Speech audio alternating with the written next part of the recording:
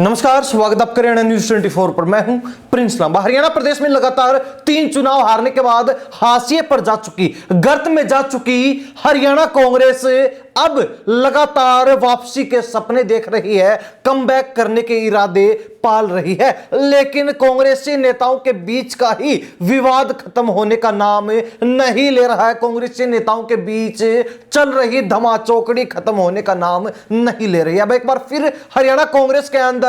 कांग्रेसी विधायक और कांग्रेस के सांसदों के बीच लफड़ा हो गया है। कांग्रेस के बड़े नेताओं को कांग्रेसी विधायक ने औकात दिखाने का काम कर दिया। हम बात कर रहे हैं सिरसा से कांग्रेस के सांसद गोकुल सेतिया की, जो चुनाव से ठीक पहले इनेलो छोड़कर, अभय चौटाला का साथ छोड़कर और कांग्रेस में शामिल हुए। कांग्रेस के माहौल का इतना फायदा उनको मिला कि सिरसा के अंदर कांग्रेस में आते ही टिकट मिली, चुनाव लड़ा तो जीत दर्ज करके विधायक बनने में भी कामयाब रहे। और खास बात यह है कि सिरसा सीट के ऊपर गोकुल सेतिया ने इस बार कांग्रेस की टिकट से चुनाव लड़ते हुए और गोपाल कांडा को चुनाव में मात दी, यानी कि जो हालिया विधायक वहां से थे उनको मात देने का काम किया। लेकिन अब दूसरी तरफ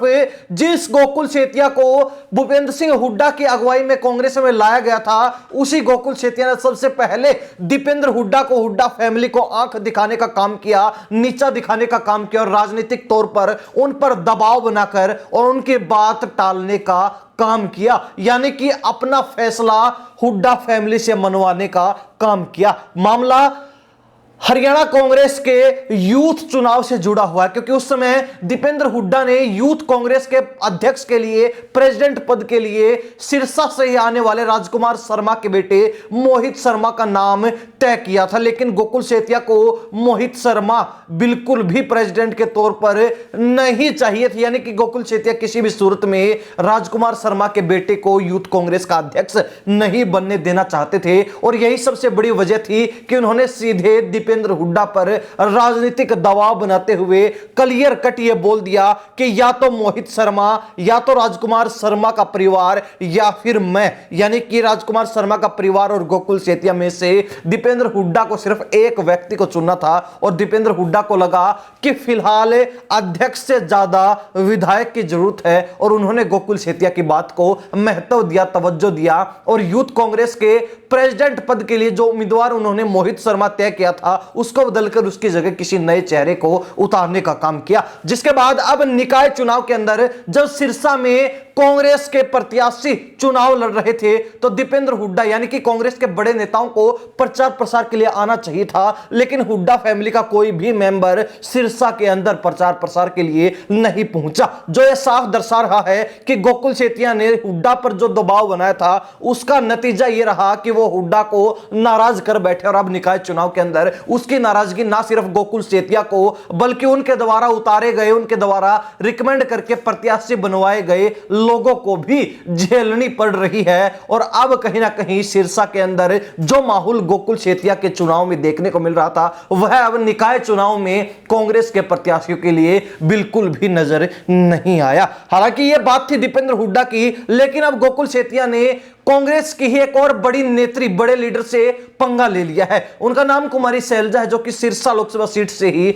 हालिया सांसद हैं, तो साथ ही कांग्रेस की नेशनल सेक्रेटरी भी है। यानी कि सीधे राष्ट्रीय सचिव से पंगा लेना गोकुल सेतिया को भारी पड़ सकता है, क्योंकि हरियाणा कांग्रेस के अंदर दो ही प्रमुख धड़े हैं, पहला हुड्डा गुट और दूसरा शैलजा गुट, और दोनों ही गुटों से फिलहाल गोकुल सेतिया पंगा ले बैठे हैं। कुमारी शैलजा की बात की जाए, जो कि सिरसा लोकसभा सीट से सांसद भी है, तो ऐसे में सिरसा जिले के अंदर सबसे बड़े लीडर के रूप में कुमारी शैलजा का ही नाम आता है। और निकाय चुनाव के अंदर जब प्रत्याशी उतारे जाने थे, सिरसा के अंदर प्रत्याशियों को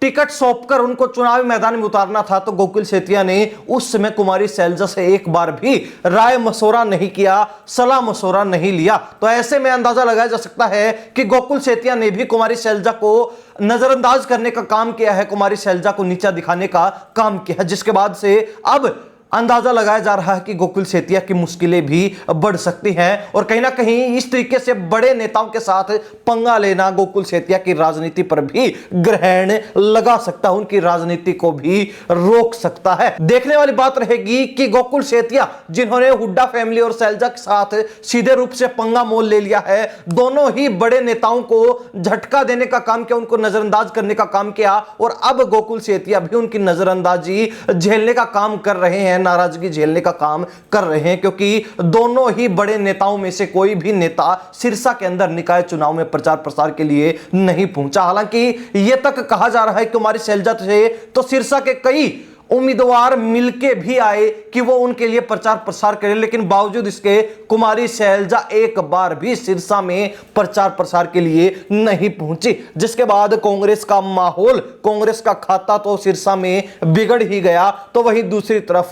गोकुल सेतिया को भी अब बड़े नेताओं की नाराजगी का सामना करना पड़ेगा, उसको झेलना पड़ेगा, तो साथ ही बड़ा राजनीतिक खामियाजा भी भुगतना पड़ सकता है। देखने वाली बात रहेगी कि गोकुल सेतिया अब इन दोनों बड़े नेताओं को किस तरीके से मनाते हैं, या फिर उनके तेवर ऐसे ही देखने को मिलेंगे और वो अपने बड़े नेताओं को इसी तरीके से आंख दिखाने का काम करेंगे। क्या होगा क्या नहीं होगा ये भविष्य के गर्भ में है, लेकिन हरियाणा प्रदेश की जनता, सिरसा के लोग इस बारे में क्या राय रखते हैं, कमेंट के माध्यम से जरूर लिख दीजिए। इन्हीं सब बातों के साथ मैं प्रिंस लांबा, हरियाणा न्यूज़ 24। नमस्कार, जय हिंद।